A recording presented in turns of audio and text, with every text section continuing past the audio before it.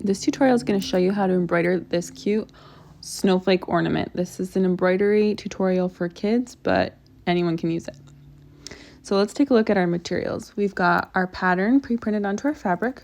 We've got a large needle.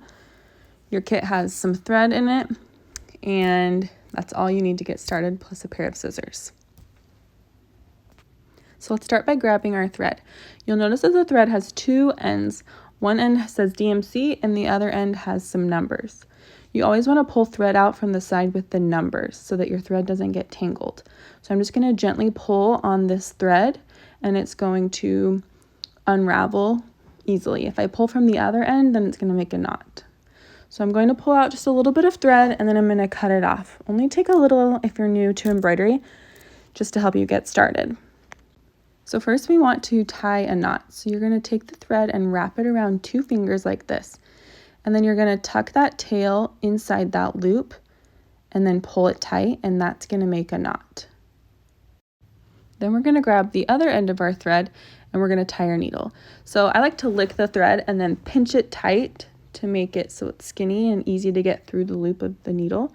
And I'm just going to put it through the eye of that needle and pull the thread through so that I have kind of a long tail and so that my needle doesn't come unthreaded. Then we're going to grab our project. So we're going to start by inserting the needle from underneath on the underside of the fabric. We want to hide that knot underneath the fabric. That's why we always start on the bottom. So you can pick anywhere to start. I'm going to start right here, and you can see how I've got the thread on the back side. I'm going to pull the needle all the way through until the knot stops the thread on the back side. I'm going to do 1 stitch forward or backwards, whichever way, and I'm going to pull that needle through. And this is going to create my first stitch. I'm just going to be doing small stitches and I'm just going to be working from line to line. So you can see what it looks like on the back. So I'm going to pick my next spot. I'm going to go forward a little bit underneath my fabric to the end of that line.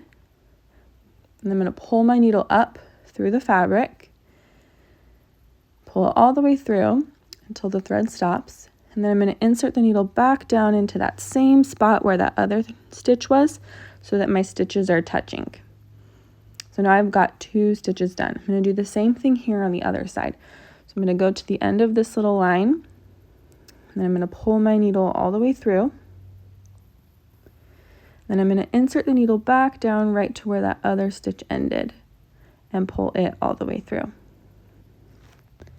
And we're just going to keep doing this all over the whole snowflake.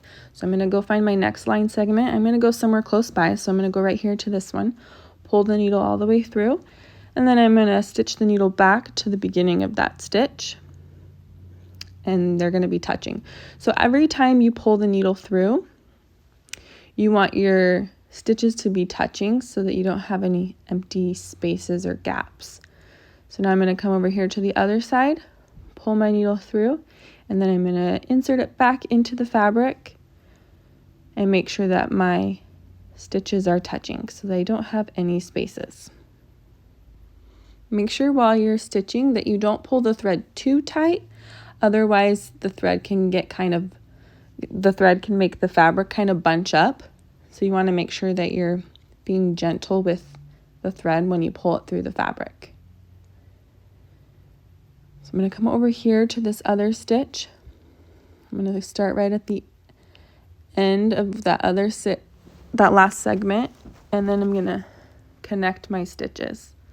So you can see for the snowflake, I'm just doing stitches over each line. So these bigger lines are going to have bigger stitches. The smaller lines will have smaller stitches. And you're basically just going to be tracing over the lines with your thread until you've covered the entire snowflake. You'll want to do your best to make sure that you are going right on top of the lines so that you don't see the black snowflake underneath the blue. The blue should be covering the lines. And just work on one section of the snowflake at a time. You can pause the video whenever you need to catch up or rewatch something if you have any questions about how I'm doing something.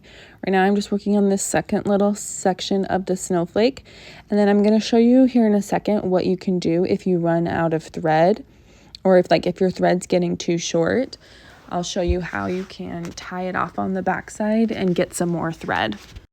So right now I'm at a point where I need to tie off my thread, and you want to make sure you stop before your thread gets too short, or else it will be too hard to tie a knot. So to tie a knot on the back, you're going to take your needle and you're going to slide it underneath a stitch that's close by. So my thread came up right here. This stitch right here is really close. So I'm sliding my needle underneath, but I'm not going to pull all the way through.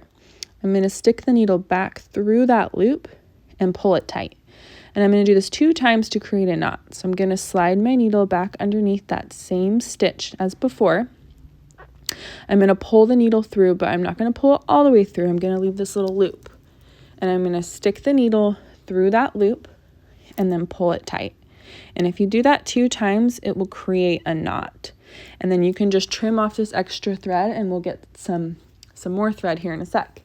If you need to watch that part of the tutorial again, you can rewind to see how I tied off that knot. But anytime your thread gets too short and you need to start with a new strand of thread, you always want to tie it off so that it doesn't come out.